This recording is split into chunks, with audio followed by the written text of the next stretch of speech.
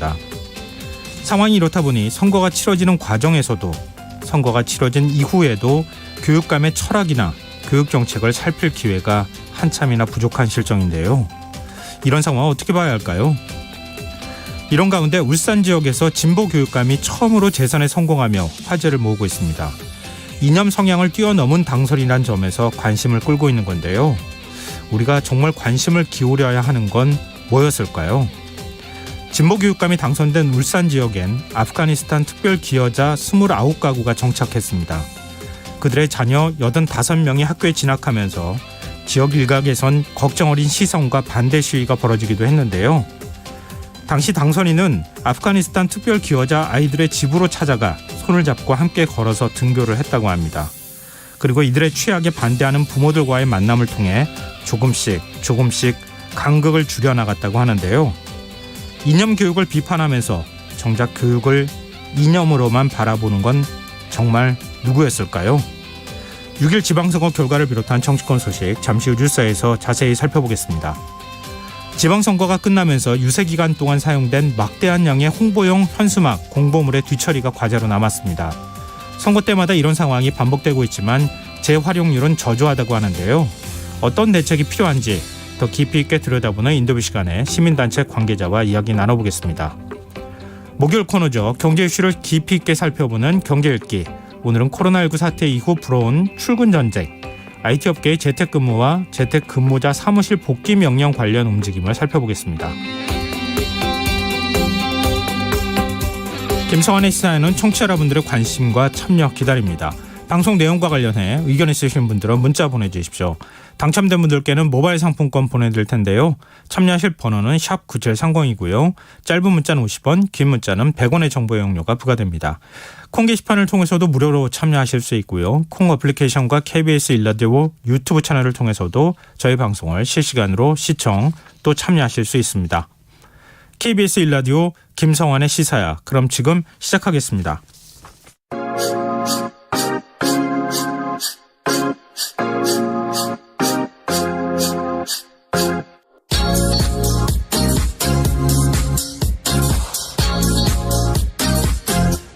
KBS 일라디오 김성환의 시사야.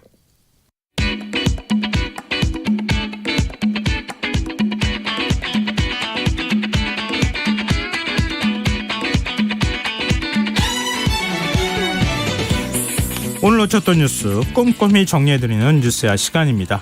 오늘은 곽재훈 프레시안 기자 나와 계십니다. 안녕하세요. 네, 안녕하세요. 어제 하루 굉장히 바빴죠? 정치부 기자 이걸 시즌이라고 해야 되나요? 어떻게 표현해야 됩니까? 굉장히 고생스러운 시간들이 있었을 텐데.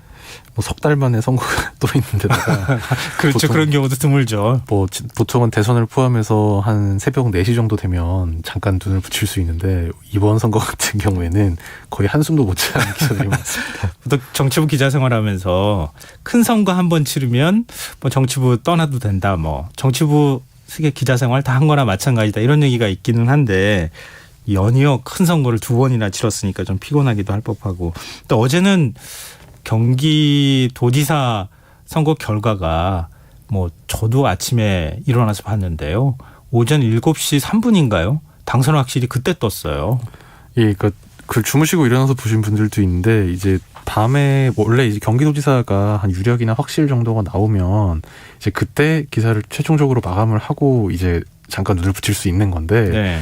계속 보고 있었는데 그게 새벽 4시를 넘어가니까 원래 2만 표 정도 격차가 17,000표, 15,000표, 14,000표에 점점 오히려 줄여드는 겁니다. 네네. 그러다가 새벽 5시 32분에 드디어 역전이 돼서 그때까지 준비됐던 거를 이제 방향을 전부 다 이제 조정을 해야 되는 뭐 그 정말 새벽에 그런 좀 부산함이 그렇죠. 다 기사를 엎어버려야 되는 이런 상황이 됐으니까요. 자, 그럼 그 얘기는 좀 이따 다시 한번 해보기로 하고요. 6일 지방선거 결과를 좀 차분히 분석해봤으면 좋겠습니다. 이번 선거에서 지방 권력이 교체됐다 이런 평가를 해도 무리가 아니겠죠? 네, 뭐 한마디로 요약하면 국민의힘의 대승이다 이렇게 표현할 수 있겠는데요. 네. 광역단체장 선거 17곳 중에 12곳에서 국민의힘이 승리를 거뒀습니다. 더불어민주당은 호남, 제주 등 4곳을 지키고 마지막에 이 경기도지사 선거에서 0.15%포인트로 신승을 거둬서 그 최소한의 체면을 살렸습니다. 네. 정부 여당은 지금 국정 동력 확보에 성공을 했다 이런 평가고요. 야당에는 지금 고난의 시간이 예정이 돼 있습니다. 이 경기도지사 선거 초박빙 대결 끝에 김동연 후보가 이 신승을 거뒀다고 봐야 되겠죠? 네, 김동연 후보가 김은혜 후보를 상대로 이 승리 유력이라는 그 통계 판정이 뜬 게 네. 오전 6시 43분 이때 개표율 92% 시점이었습니다. 네. 이 시점에서 두 후보의 표차가 불과 0.13%, 그러니까 7,000표 정도에 불과했고요. 네. 최종 차이가 8,900표 정도였습니다. 뭐 그야말로 종이 한 장 차이다. 0.15% 차이였었죠. 최종은 0.15%였습니다. 정말 뭐 종이 한 장 차이다 이렇게 볼 수 있겠는데요. 어쨌든 물론 이제 김동연 후보로서 굉장히 값진 승리이지만 경기도 같은 경우에는 3개월 전에 이제 대선 때는 이재명 후보가 한 5%포인트 정도 윤석열 대통령에게 이겼던 지역이기 때문에 이 격차가 사실상 0으로 수렴된 거는 뭐 패배한 국민의힘 입장에서 봐도 상당히 선전했다 뭐 이렇게 평가할 여지도 있는 것 같습니다. 근데 근소한 표차로 승표가 갈리면서 무소속 강용석 후보 책임론이 제기되고 있어요. 이제 좀 아까 말씀드렸던 대로 최종 표차가 8,900여 표, 정확히 8,913표였는데 네. 이 무소속 강영석 후보가 0.95% 한 5만여 표를 득표를 했습니다. 네. 근데 뭐 그렇게 따지면 정의당 표도 한 3만 표 정도 나왔고요. 네. 그리고 뭐 강용석 후보 같은 경우에는 물론 뭐 유권자들마다 평가가 다양하게 있겠습니다만 그 아나운서 성희롱 사건부터 시작해서 좀 상식적으로 이제 여야 주류 정치권에 편입되기에는 좀 문제가 있다는 평가가 대부분이기 때문에 네. 뭐 설사 이 5만 표가 아쉬워서 이제 이를테면 국민의힘의 김은혜 후보가 단일화를 시도를 하는 게 뭐 과연 맞았겠느냐 또 한다고 하면 이제 다른 지역이나 아니면 오히려 경기도지사 선거에서 역효과가 나지 않았겠느냐 뭐 네. 그런 평가도 있습니다. 네. 그것도 국민의힘 내부에서 평가가 그런 게 나와가지고 결국 이제 단일화가 성사 안 된 건데요. 그러면은 지금 0.15%포인트 차로 당선된 김동연 후보. 이 도정을 운영하는 거는 역시 뭐 지금 윤석열 대통령도 마찬가지 0.73% 차이였었잖아요. 그래서 이제 여러 이제 분석이 뒤따르거나 이렇게 했었는데 김동연 후보 역시 마찬가지겠죠. 네, 지금 사실 그 기초단체장 그리고 그 지방의원 선거 결과를 봐도 이 김동연 후보의 도정 운영이 좀 쉽지 않을 것이다 이런 분석이 나오는데요. 네. 이 기초단체장 선거 결과를 보면 경기도가 31개의 기초단체가 있습니다.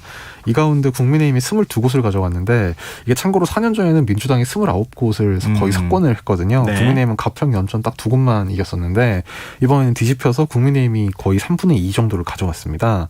또 경기도의회 그 의석 분포를 봐도 기존에는 민주당이 뭐 거의 142석 중에 132석 뭐 거의 사실상 그 독점을 한 거나 마찬가지였는데 네. 이번 선거에서는 공직선거 개정으로 일단 뭐 의석 자체가 142에서 156석으로 늘었는데 정확히 반반 나눠서 국민의힘 78석, 민주당 78석 이렇게 여야 동수를 이뤘습니다. 이제 그래서 아무래도 물론 이제 아예 과반을 그 국민의힘에 내준 것보다는 이제 김동연 도지사 당선자 입장에서는 낫겠지만 네. 어쨌든 확실하게 과반을 점하지 못하게 돼서 이 도정 운영이 좀 장애가 있거나 어려움이 있을 것이다 이런 관측이 많습니다. 서울시의 경우는 어떻습니까? 시장은 이제 오세훈 현 시장이 다시 이제 사선에 이것도 뭐 역사상 처음 있는 일이다 이렇게 하고 있지만 당선이 됐는데 네. 구청장 구도는 조금 달라요. 구청장도 국민의힘이 17개를 가져갔습니다. 예. 2018년 지방선거 당시에는 이게 서울시 25개 중에 그 민주당이 24개를 쓸어갔었거든요, 사실상. 네. 근데 이번에는 국민의힘 17개, 민주당 8개 이렇게 되면서 국민의힘이 과반을 가져갔고요. 광역의회 구성도 서울시의회가 총 112석이 있는데 이 중에 국민의힘이 무려 76석을 가져갔습니다. 그래서 과반을 넘어서 거의 3분의 2선을 넘겼고 민주당이 36석에 그쳤기 때문에 아마 이 그 기초단체장 분포로 보나 이 광역의회 의석 분포로 보나 오세훈 시장 같은 경우에는 좀 상당히 기존에 이제 비해 이전보다는 훨씬 나을 그렇죠. 특히 것이다. 이제 지난 보궐선거 이후 1년 동안은 뭐 오세훈 시장 스스로 막 그 언론 인터뷰 중에 나와서 내가 할 수 있는 게 없다 뭐 이런 얘기를 했는데 네. 그때보다는 상당히 좀 이제 시정을 펼치기에는 좀 유리한 조건이 형성이 됐고요. 근데 뒤집어서 얘기하면 이제는 뭐 그런 핑계가 안 먹히고 네. 정말 본인 실력을 100% 보여줘야 되는 그런 시점이 온 거기도 합니다. 네. 근데 이번 지방선거에서 20대 표심이 성별에 따라 극명하게 엇갈렸어요. 근데 이거는 이제 출구조사 결과고요. 당연한 말이지만 뭐 누가 누구를 찍었는지는 사실 알 수가 없기 때문에요. 그렇죠. 그러니까 지역별로는 뭐 그게 나옵니다만 그 지상파 3사 출구조사 결과를 보면 20대 이하 남성은 65.1%가 국민의힘 후보를 그리고 여성은 66.8%가 민주당 후보를 지지하는 걸로 이 사실상 성별 간의 거의 정반대 결과가 나왔고요. 30대에서도 남성은 국민의힘 지지한다는 응답이 58.2% 그리고 여성은 민주당 후보를 지지한다고 밝힌 응답자가 56%로 과반을 넘겼는데 네. 참고로 40대 이상 계층에서는 이제 이렇게 그 성별 간의 그 응답하는 지지하는 정당의 응답차가 그렇게 크진 않았다고 합니다. 네. 국회의원 보궐선거 결과도 살펴볼까요? 네, 그 보궐선거는 총 7개 지역구에서 치러졌는데요. 네. 7개 지역구가 원래 민주당 그 의원 자리가 3자리, 국민의힘 의원 자리 4자리 이렇게 돼 있는데 네. 국민의힘이 한 석을 그 말하자면 좀 뺏어가서 지금 국민의힘 5자리, 민주당 2자리 이렇게 바뀌었습니다. 그래서 지금 민주당에서는 그 새벽 3시까지 가는 접전 끝에 제주 을에서 김한규 후보가 이 국민의힘 후보를 상대로 한 4%포인트 정도 차이로 승리를 거뒀고요. 네. 그리고 이제 저 인천 계양을에서 네. 이재명 그 상임 고문이 원내 입성에 성공하면서 이렇게 2자리만 민주당이 지켰고 나머지 5자리는 뭐 새벽까지 가는 접전을 거친 데가 충남 보령 서천 그다음에 강원 원주 갑에서 여기는 접전이라기보다는 개표가 좀 늦어져서 여기도 한 3시 반 정도의 결과가 나왔는데요. 네. 어쨌든 이 2군데를 포함해서 5군데는 국민의힘에서 가져갔습니다. 네. 이번 선거에서 정의당이 얼마나 선전하느냐 이것도 관심거리 중에 하나 아니었습니까? 근데 존재감이 없었다 이런 평가가 좀 많이 나와요. 네, 지금 정의당 당선자는 8명에 그쳐서 사실 이번에 정의당이 광역단체장이나 기초단체장 후보를 그렇게 많이 내지도 않아서요. 예. 그러니까 대선 때 이제 당력이 소모된 것이 다 회복이 안 돼서 이제 아마 그런 것이라는 뭐 배경은 있었지만 네. 그럼에도 불구하고 뭐 지지자들이나 아니면 뭐 정의당을 좀 긍정적으로 평가했던 유권자들에게 그 후보를 내는 단계에서부터 좀 그 약간 실망감을 준 게 사실이고요. 결과는 더욱 좋지가 않아서 지금 오늘 그 정의당 지도부가 총사퇴를 했는데 네. 이후에 이제 그래서 곧 동시 당직 선거를 그러니까 다른 당의 전당대회에 해당하는 당직자 선거를 치르게 됩니다. 네. 아마 그 과정을 거쳐서 뭐 정의당의 노선이라든지 비전에 대해서 좀 상당히 공개적이고 치열한 토론이 이루어질 것으로 전망이 되고 있습니다. 네. 이번 6일 지방선거 어떤 특징이 있었는지 곽정 기자가 좀 꼽는다면 어떤 게 있을까요?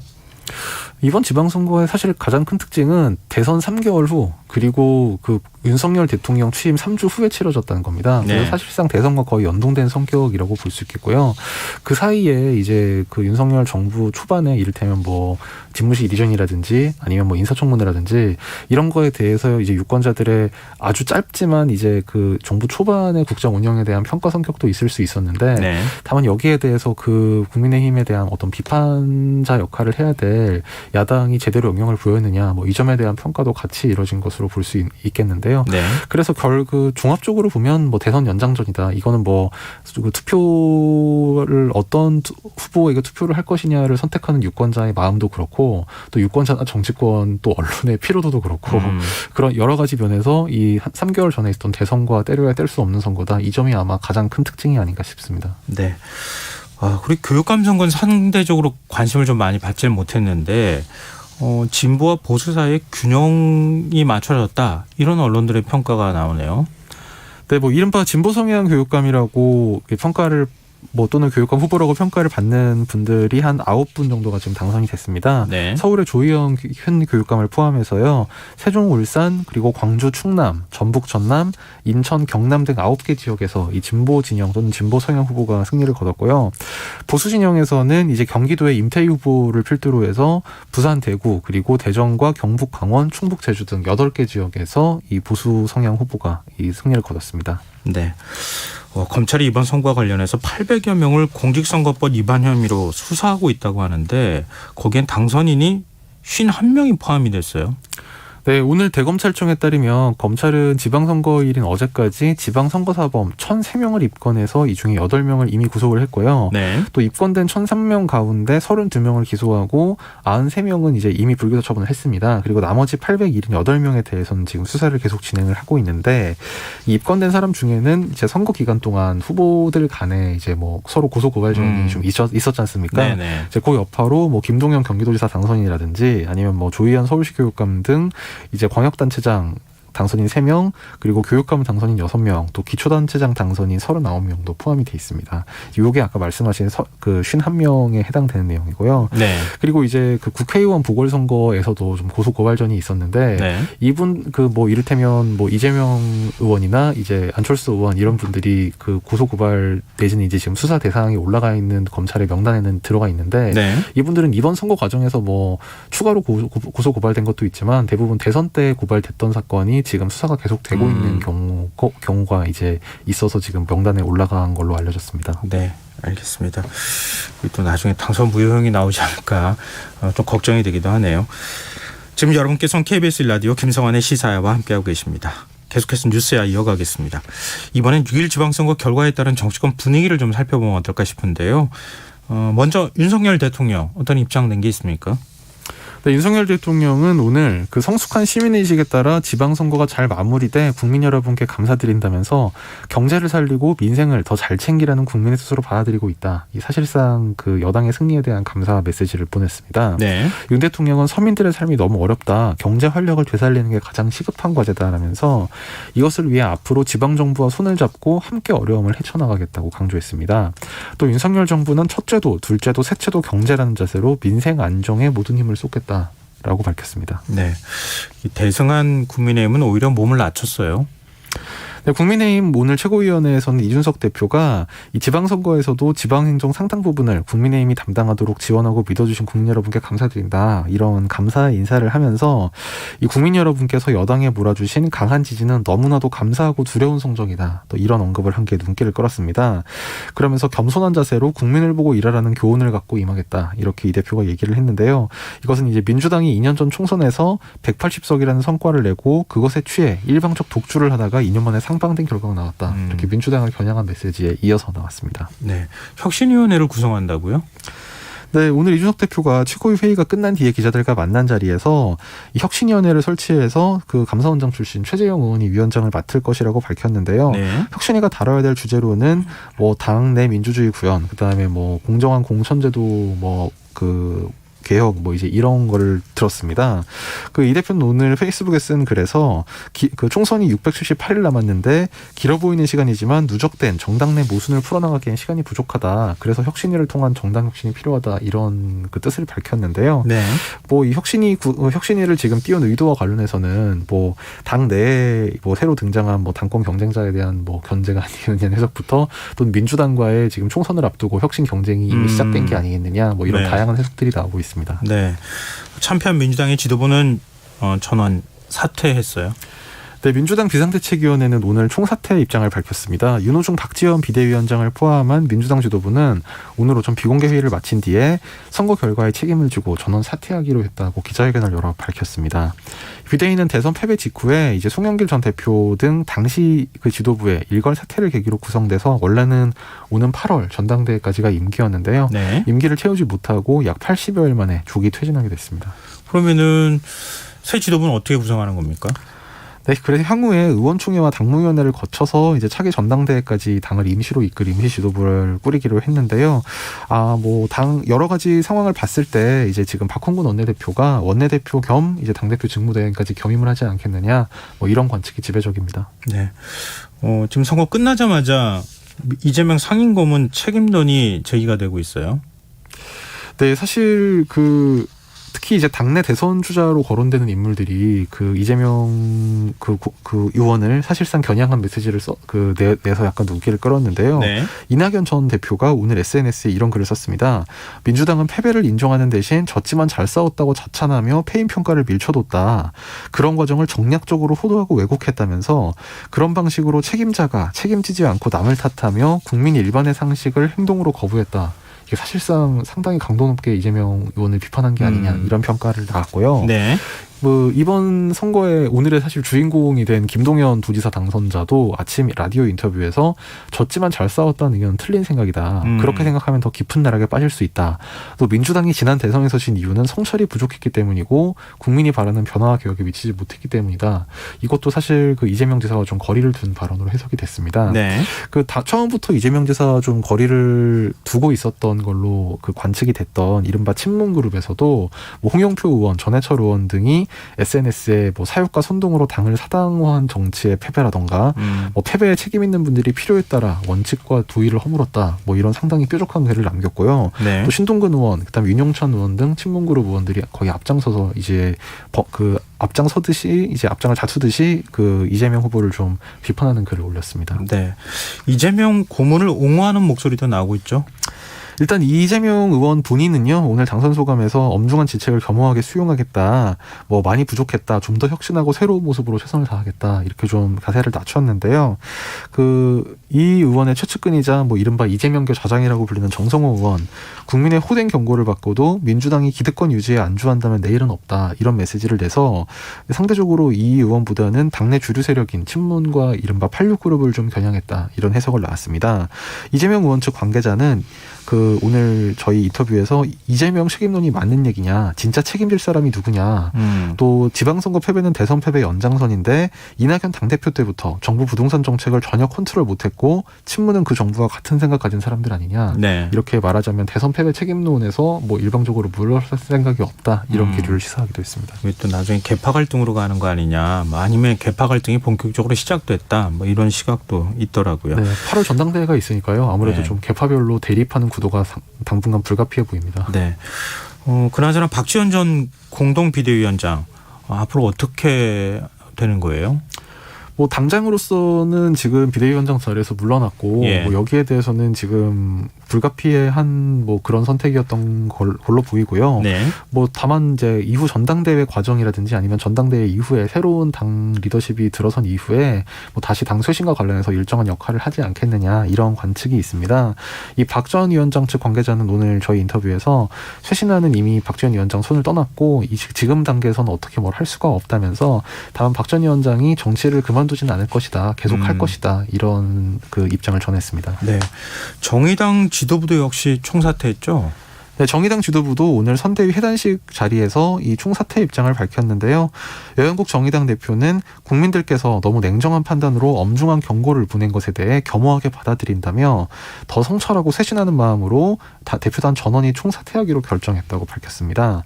그러면서 진보정당을 처음 시작하던 그 마음으로 돌아가서 바닥부터 다시 시작하겠다, 이런 각오를 밝혔습니다. 네. 이제 국민의힘이 이번 선거에서 압승하면서 국회 원구성 협상에도 영향을 주지 않겠느냐, 이런 관측이 나오고 있죠.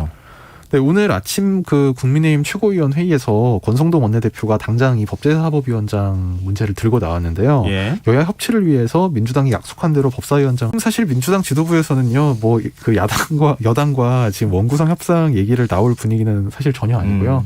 다만 아침에 이제 조응천 의원이 아침 라디오 인터뷰에서 이 선거 결과가 결국 민심이 반영이 된 거 아니겠느냐. 그래서 민심이 이렇다면 여야 간 협상에도 좀 상당 부분 영향을 줄 거라고 보인다. 그러니까 이거는 뭐 법사위원장을 꼭 양보를 할 수밖에 없지 않느냐라는 얘기라기보다는 네. 아무래도 뭐 법사위원장을 관련해서 기존 주장을 유지하더라도 뭐 기존처럼 강경한 입장을 좀 계속 이어가기는 어렵지 않겠느냐, 뭐 이런 뜻으로 풀이가 됐습니다. 네. 뭐 할 일이 태산이니까요. 후반기 국회 원구성도 좀 빨리 했으면 좋겠네요.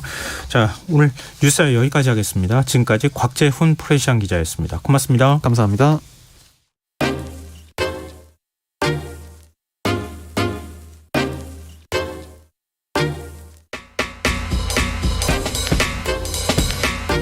바쁜 당신이 알아야 할 모든 것 여기에 있습니다. KBS 1라디오 김성환의 시사야. 6일 지방선거가 끝나고 거리 곳곳에선 박보와 현수막을 철거하느라 분주한 모습이었습니다. 이렇게 선거철에 잠시 사용되고 폐기되는 현수막의 양 어마어마하다고 하는데요. 이 선거철 쏟아지는 쓰레기의 규모는 어느 정도고 또 이 문제를 어떻게 해결하면 좋을지 이지수 녹색연합 활동과 연결해서 얘기 나눠보겠습니다. 안녕하십니까? 네, 안녕하세요. 네, 이 선거에 쓰인 벽보나 공보물 현수막 이 양이 한 어느 정도 됩니까? 네, 이번에 중앙선거관리위원회에서 발표한 자료가 있는데요. 네. 이건 제8회 지방선거에 사용된 선거 벽보가 79만 부, 그다음에 선거 공보물이 5억 7천만 부, 현수막이 12만 8천 부 정도 됩니다. 저 양으로 이렇게 가늠이 잘 안 되는데요. 어느 정도입니까? 이게 좀 쉽게 설명해 주시면요. 이게 좀 쉽게 설명하면은 이 선거 벽보를 모으면은 한 잠실 야구장 면적이 6배 정도 되고요. 일렬로 이걸 나열하면 서울에서 부산 정도 거리가 된다고 해요. 예. 그리고 이제 집집마다 배송된 선거 공보물 같은 경우에는 여의도 면적이 10배. 근데 이걸 한 줄로 이면 지구를 3바퀴 돌 수 있는 정도의 길이고요. 어마어마한 양이죠. 그리고 또 이제 게시된 현수막 같은 경우는 일렬로 세울 때 서울에서 일본 도쿄까지 갈 수 있는 거리가 된다고 합니다. 꽤 많을 거다라고만 생각을 했지 이렇게 설명하시니까 뭐 엄청난 양이라는 생각이 드는데요. 지방선거는 출마 후보자 수가 많아서 지금 쓰레기 양도 압도적으로 많다고 하던데요. 지난 대선에서 나온 쓰레기는 어느 정도 됩니까? 이제 지난 대선에서는 이 선관위에서 제대로 된 자료를 공개하지 않아서 무게로 환산되진 않는데요. 네. 벽보 같은 경우에는 대선이 오히려 지선보다 2배 정도 좀 많았어요. 예. 근데 이제 공보물은 4억 부 정도 돼가지고 지선 때보다 한 1억 4천 부 정도 적게 쓰였고, 근데 이제 공보물이 이 후보자 수가 적다 보니까 대선 때는 네. 좀 양이 이제 좀 많이 작게 돼요. 현수막 수량 같은 경우는 한 10만 장 정도 사용됐을 것으로 추정되는데, 네.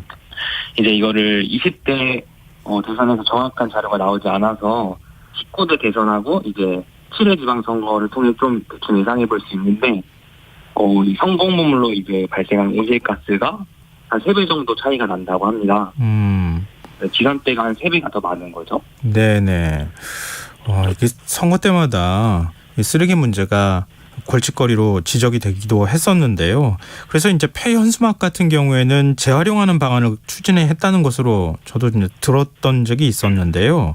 근데 실제로 폐현수막을 어느 정도 재활용하는지는 잘 모르겠어요. 실제로는 재활용을 어느 정도 합니까? 이제 이 자료 공개된 게 있는데 21대 국회의원 선거에서 이 재활용된 현수막 비율이 23.5%라고 합니다. 그 현수막 4개 중에 1개조차 제대로 재활용되지 않았던 것이죠. 그러면 그냥 쓰레기로 그냥 처리되는 겁니까? 이렇게 되는 경우에는?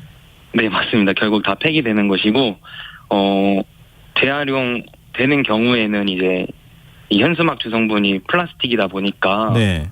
이제 썩지도 않고 또 소각 시에는 인체에 유해한 독성 물질인 다이옥신이 또 배출되어 예. 여러모로 안 좋은 영향을 끼치게 됩니다. 그러면 어떻게 처리하는 거예요? 그냥 그 일반 쓰레기랑 같이 섞여가지고 그냥 네. 소각이 되거나 아니면 매립이 되거나 이거 외에는 지금 현재 방법이 없는 건가요? 네, 맞습니다. 매립이나 소각이 되고 뭐 재활용된다고 해도 뭐 제대로 처리되지 않는데 그렇습니다. 매립이나 소각이 되고 있습니다. 현수막은 네. 천으로 제작하는 거 이게 좀 플라스틱 성분이라고 하셨잖아요. 다른 네. 성분으로 만들면 안 되는 겁니까? 다른 성분으로 만들어도 되죠. 근데 이제 플라스틱 성분의 현수막이 우천시에 비가 오거나 이럴 때 찢어지지 않고 좀 더 강하다 보니까 이렇게 만들고 있는 것 같습니다. 근데 지금 전체 사용된 현수막이 한 25% 정도 재활용되고 있다고 말씀하셨던 것으로 제가 들었는데요. 이건 어떤 방식으로 그러면 재활용되는 겁니까? 이제 흔히 장바구니 그리고 청소 라떼자루 뭐 시멘트 소성용 연료 이런 형태로 재활용되고 있습니다. 소비는 어떻게 돼요? 이렇게 만들어서 그냥 이렇게 나눠주는 겁니까? 아니면은 어떻게 뭐 판매가 되는 겁니까? 이제 뭐 그냥 나눠주기도 하는데요. 네. 뭐 사실 지자체 이제 2군데 정도 통화해본 곳이 있는데 이거를 네. 수요가 없어서 골칫거리다 이렇게 이야기를 하더라고요. 뭐 길거리에서 이제 후보자 얼굴이나 정치 구호가 들어간 현수막을 들고 다닌 걸 보신 적이 있는지 모르겠는데 네. 저는 본 적이 없거든요. 그러니까 사실 아무도 사용하지 않는다는 뜻이고 이렇게 많은 예산과 에너지를 들여 만들었지만 결국 다른 형태의 쓰레기를 만드는 형태입니다. 그럼 이렇게 이 현수막 재활용하는 거 어떻게 좀 재활용을 해서 좀 사용을 많이 하실 수 있도록 시민들이 뭐 한 네. 방법이 없을까요? 이게 만약에 저한테 이제 장바구니를 사용해라라고 하면서 무료로 준다고 해도 예. 뭐 이렇게 집 앞에 나갈 때 쓸 수는 있겠지만 이렇게 자주 활용하지는 않게 될 것 같아요. 이렇게 예. 후보자 얼굴이 들어가 있는 것 같은 경우에는. 예.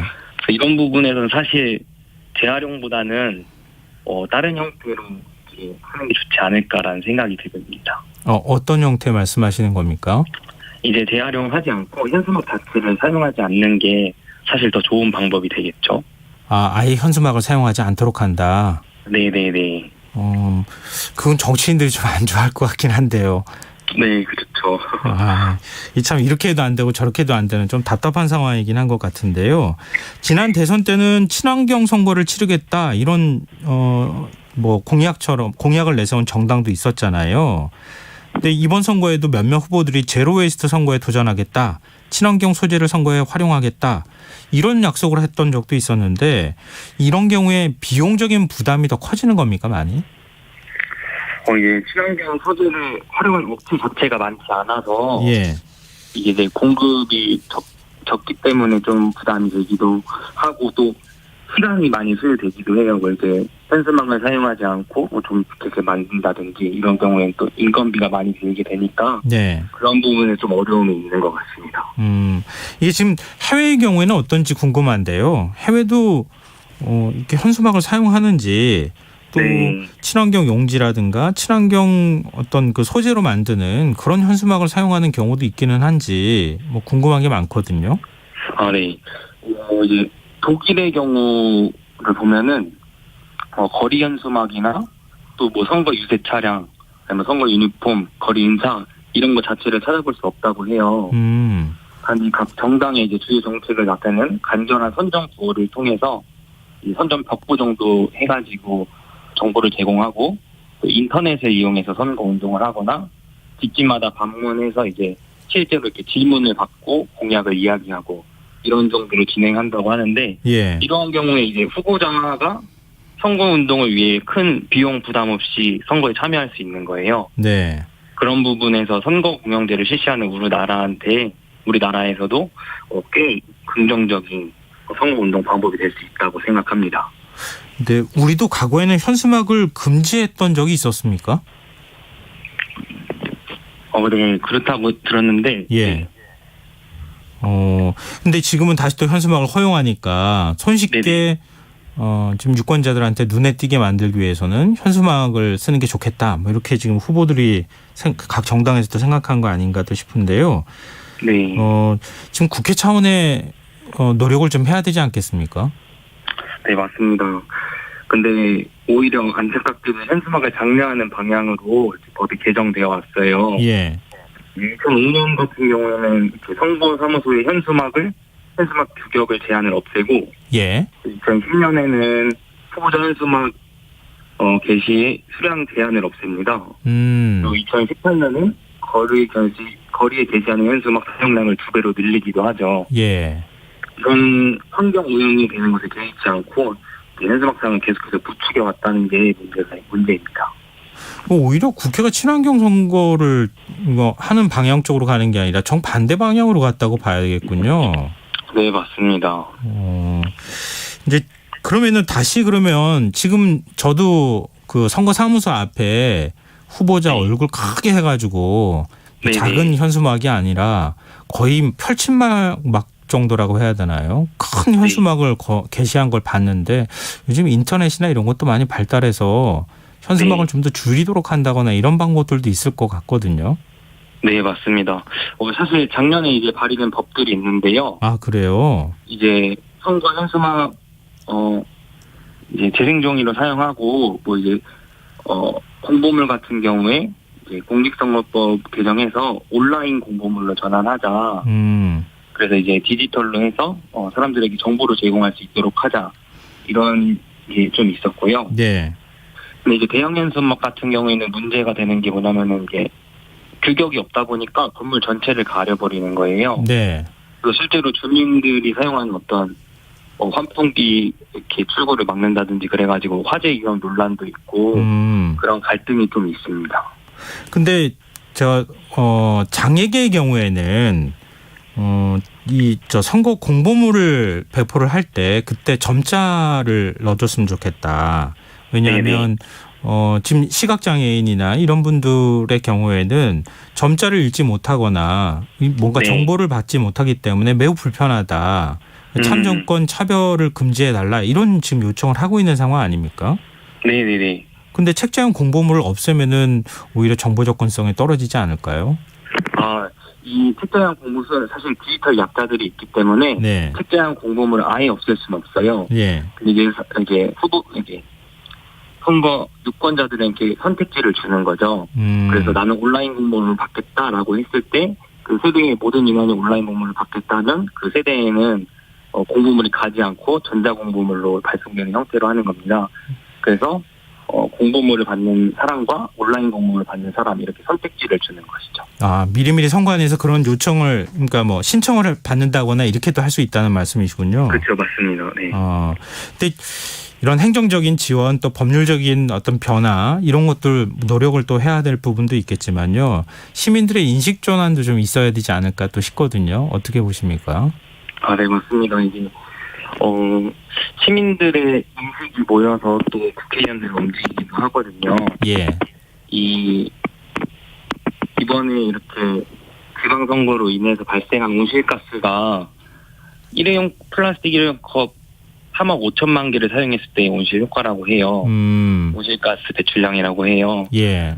그만큼 이 문제가 심각하고 기후위기에 악영향을 미치고 있고 네. 또 이제 국민 세금을 들여서 선거운동 비용을 보전하고 있거든요. 네.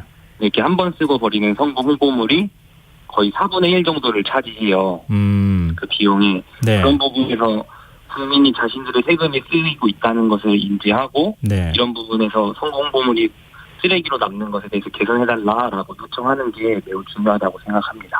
네, 알겠습니다. 오늘 말씀 여기까지 듣겠습니다. 고맙습니다. 네, 감사합니다. 네, 지금까지 이지수 녹색연합 활동가였습니다.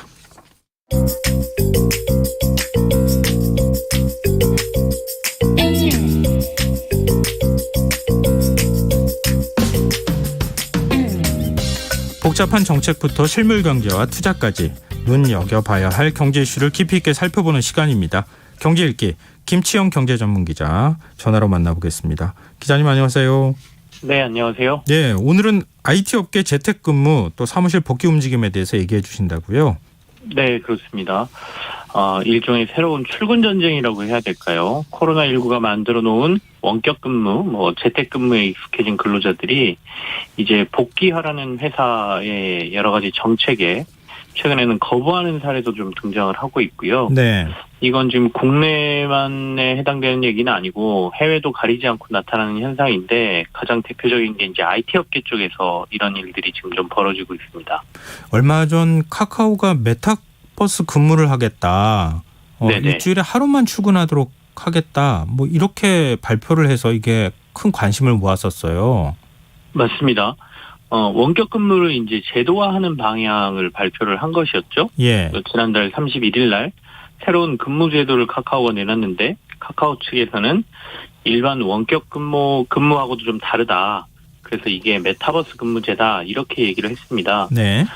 내용을 좀 들여다보면 가상 공간에서 실제로 동료들하고 항상 연결돼 있는 상태로 온라인으로 가능한 업무를 처리하는 근무 방식이다라는 거죠.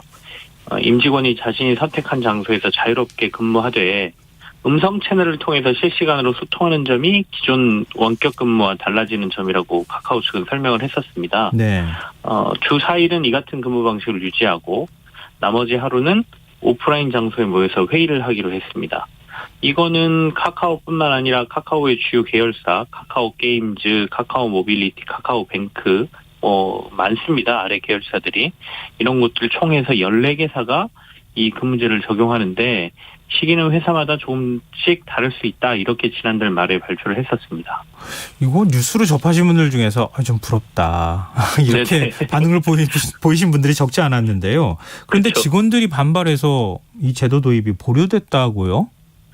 오늘 또 그런 얘기가 들려왔습니다. 내부 반발이 좀 나왔다고 해요. 예. 말이 메타버스 근무지 업무 시간에 음성으로 팀원들과 계속 연결돼 있어야 하고 특히 이제 이 제도가 조금 이제 직원들의 반발을 샀다고 하는데요. 네. 오후 1시부터 5시까지는 이른바 코어 타임이라고 해서 반드시 근무해야 한다는 내용이 이 업무제도에 들어있다고 합니다. 근데 이게 계속해서 음성으로 연결되어 있는 거는 직원 감시라는 이제 비판에 직면을 했고요. 예. 카카오에서 이제 가장 큰 장점으로 꼽았던 유연 근무제가 그 아까 코어 타임이라고 하는 1시에서 5시까지 무조건 근무를 해야 된다라는 거는 결국에는 이 카카오의 장점인 유연 근무제를 사실상 무너뜨린 거다라는 내부에 이제 반발이 나온 거죠. 네. 그래서 기존에는 이제 보통 카카오는 한 달에 충족해야 할 근무 시간만 맞추면 되고 시간은 자신이 마음대로 조정할 수가 있었거든요. 그래서 이런 내부 반발이 좀 심해지니까 결국 남궁은 카카오의 대표가 새로운 근무 제도를 발표한 지 하루 만에 재검토 의사를 내비쳤고요. 네.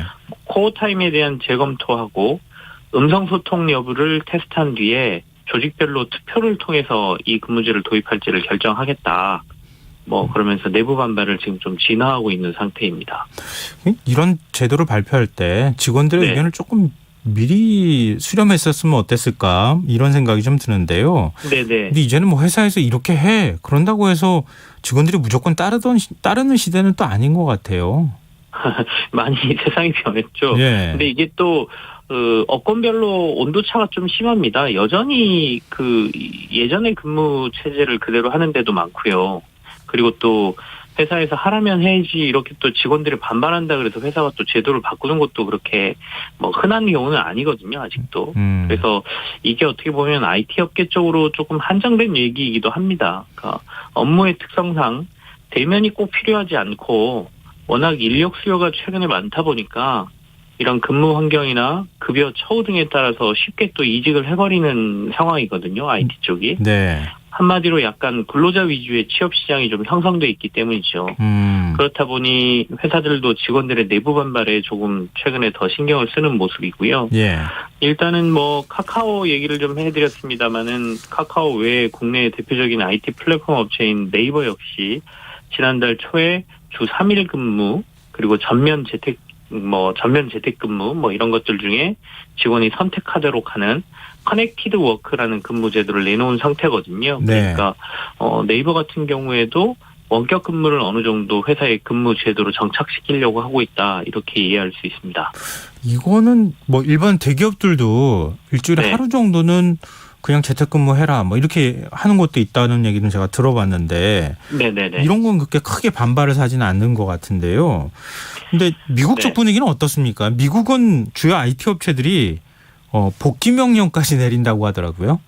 예, 그렇습니다. 미국은 또 약간 분위기가 국내하고 또 좀 다른 모습이거든요. 국내는 회사들이 나서서 어떻게 보면 대표적인 IT 회사들이 원격 근무를 좀 정착시키려고 하는 모습들을 좀 보여주고 있고요. 예. 미국은 또 물론 원격 근무를 정착하려고 하는 곳들도 많은데 대표적인 IT 업체들, IT 공룡이라고 불리는 업체들은 반대로 출근 복귀 명령을 좀 내리고 있습니다. 그러니까 구글, 마이크로소프트, 애플 등이 이제 대표적인데요. 네. 잇따라서 재택근무를 철회하기 시작을 했는데요. 구글은 직원들이 일주일 중에 사흘은 회사에서 근무하도록 제도를 다시 정비했고요. 전면 재택근무였거든요. 마이크로소프트 같은 경우에는 지난 2월 말에 본사가 있는 워싱턴주하고 실리콘밸리 사무실을 다시 열었습니다. 그리고 애플은 오는 11일부터 본사를 개방해서 직원들이 일주일에 한 번은 꼭 회사에 출근해라라는 이제 출근 복귀 명령을 내렸고요. 네. 그리고 다음 달부터 애플은 주 3일 사무실에 출근하는 규정을 다시 도입한다 이런 얘기도 지금 들려오고 있습니다. 근데 이제 직원들이 반발하는 거는 미국도 비슷합니다. 미국의 IT 업체들 직원들이 상당히 많은 반발을 지금 하고 있는데요. 네. 특히 이제 지난달 구글이 전 사원을 대상으로 연 화상회의에서는 최고 경영자에게 근무제도에 대한 질문이 막 쏟아졌고요. 네. 지금 사내 게시판에도 상당수의 질문이 이 출근 개시에 대한 얘기들이 많다, 도배됐다 이런 얘기가 들려오고 있고요. 그리고 최근에 이슈가 된 인물이 애플의 인공지능 머신러닝의 총 책임자였던 이안 구펠로라는 사람이 있습니다. 네. 이 이안 구펠로가 갑자기 애플을 퇴사했습니다. 근데 이게 사실상 이 근무 복귀에 대한 반발이다라는 얘기가 지금 나오고 있어요. 그러니까 이 이안 구펠로라는 사람은 사실 애플이 상당히 공들여서 구글에서 빼온 인물이거든요. 네. 3년 전에 이제 구글에서 6년 동안 근무하면서 구글의 어떤 AI 시스템을 만든 사람인데 애플이 공을 들여서 빼온 사람인데 이번에 근무 복귀 명령 때문에 사실상 이안 굿펠로우가 애플을 떠나는 모습도 지금 보여주고 있어서 이게 상당한 영향을 미치고 있다 이렇게 볼 수 있고요. 네. 특히 포천지가 최근에 AP통신하고 시카고대 여론조사센터하고 이 공동조사를 한 결과를 보면 예. 이게 4월 달에 이루어진 조사인데요. 미국 내 사무직 직원 중에 41%가 사무실 복귀 후에 스트레스 수준이 상당히 높아졌다 이렇게 얘기하고 있어서 이 사무실 복귀에 대한 뭐 스트레스 그리고 복귀 명령에 대한 반발들이 좀 미국에선 크게 일어나고 있다 이렇게 볼 수 있겠습니다. 좀 괴짜여서 그런가요? 테슬라에 일론 머스크는 출근하기 싫으면 테슬라를 떠나라 뭐 이런 얘기도 했다면서요? 네, 그렇습니다. 이제 가장 최근에 들려온 뉴스고요. 블룸버그하고 로이터 통신 등이 이제 머스크가 테슬라 임원들에게 이메일을 보냈는데 사무실 출퇴근 체제로 전환할 것을 이 이메일을 통해서 요청했다 이렇게 보도를 했습니다. 네.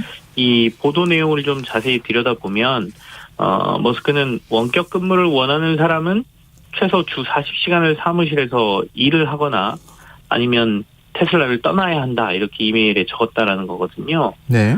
이는 뭐 그러면서 이제 그 테슬라가 얘기한 게 공장 노동자들에게 요구하는 것보다 이 주 40시간이라는 시간은 매우 적은 시간이다.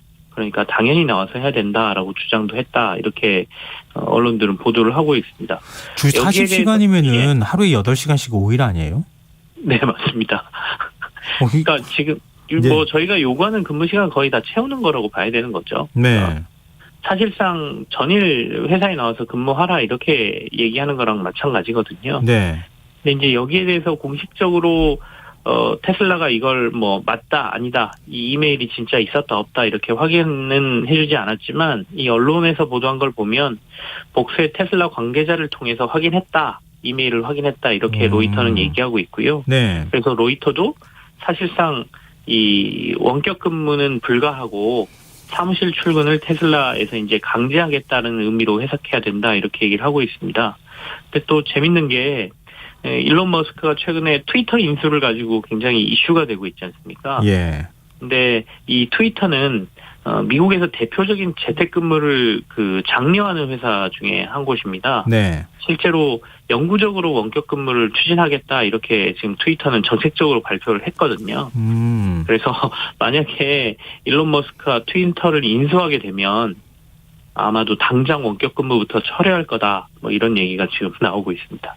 트위터 직원들은 좀 얼굴이 사색이 됐을 것 같기도 하고 네. 회사 그만둬야 되나 뭐 이런 고민을 하고 있을 것 같다는 생각이 드는데요. 네네. 근데 왜 이렇게 미국 쪽에서는 뭐라고 해야 될까요? 예전에는 캠퍼스 같은 거 만들어가지고 네.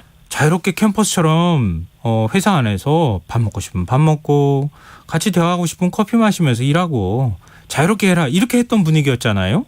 네, 맞습니다. 근데 왜 이렇게 회사를 무조건 나오라 이런 식으로 갈까요?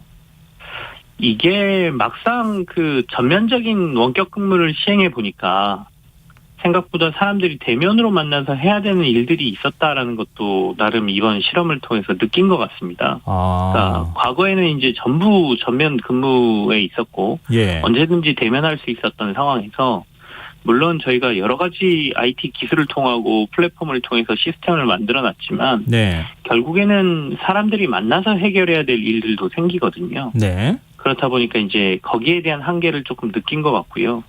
그리고 아직은 완벽하게 전면 근무를 도입하기에는 미비된 것들도 상당히 많아서 핵심 인력들은 회사에 나와야 된다는 판단을 한 것 같고요. 네. 그러니까 원격 근무를 부분적으로 도입할 수는 있을 때 모든 업무를 원격 근무로 대체할 수는 없다라는 게 이제 회사들의 판단이라고 보여지고요. 예. 그리고 이제 머스크가 이렇게 나오는 거는 머스크는 이 제조하고 IT하고 한 중간 정도의 회사라고 볼 수 있을 것 같습니다. 테슬라는 완성차를 일단은 만들어야 되는 제조 시설이 있고요. 네. 또 IT를 기반으로 한 인공지능이라든지 이걸 개발하는 인력들이 있기 때문에 네. 거기에 중간쯤인 회사에서 머스크는 이렇게 조금 더 강경하게 원격 근무 말고 근무지로 복귀하라는 명령을 좀 내렸다 이렇게 볼 수 있겠고 또 최근에 논란이 좀 됐었는데 네. 테슬라는 사실 직원들에게 그렇게 아주 좋은 환경을 제공하는 회사는 아닙니다. 아, 그래요? 그래서 뭐 ESG라고 하는 여러 가지 판단 지표에서 이 테슬라가 기준에서 빠지면서 ESG 펀드들의 투자가 또 안 이루어지는 문제들도 생기고 그랬거든요. 그러니까 머스크는 아마도 이번 근무 복귀 문제로도 여러 가지 ESG 논란이라든지 여기서 또 구설에 오를 가능성도 있어 보입니다. 근데 굉장히 흥미로운 부분이 미국은 네네. 그동안에 굉장히 자유롭게 근무를 했기 때문에 회사 나와도 되니까 나와라 이렇게 얘기를 하는 것 같고 우리나라 IT 기업들은 너무 빡빡하게 일했으니까 이제 원격 근무 좀 해도 될 것 같지 않니? 뭐 이렇게 얘기하는 것 같고 이게 정반대 움직임이에요. 이게 왜 그런 맞습니다. 거죠?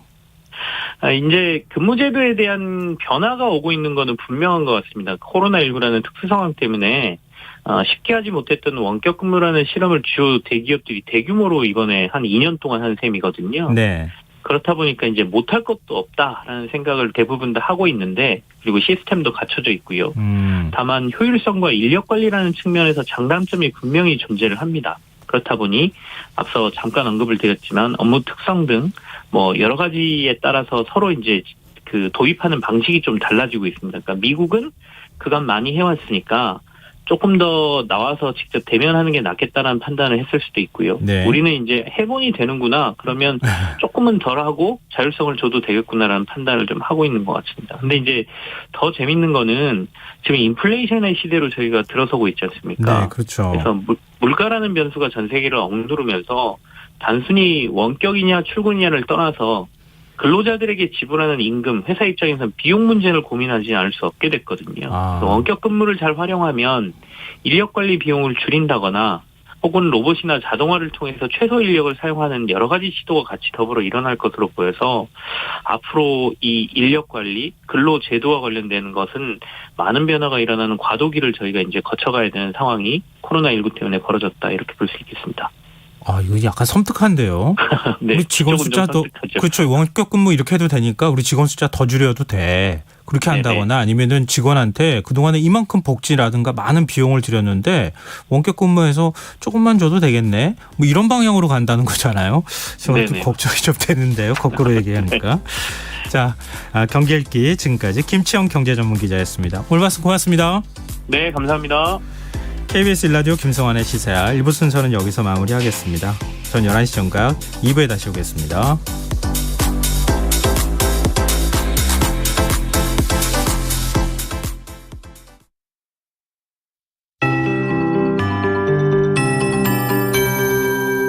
KBS 58분 날씨. 내일은 전국이 대체로 맑겠으나 수도권과 충청권, 전북은 아침까지, 전라 동부와 강원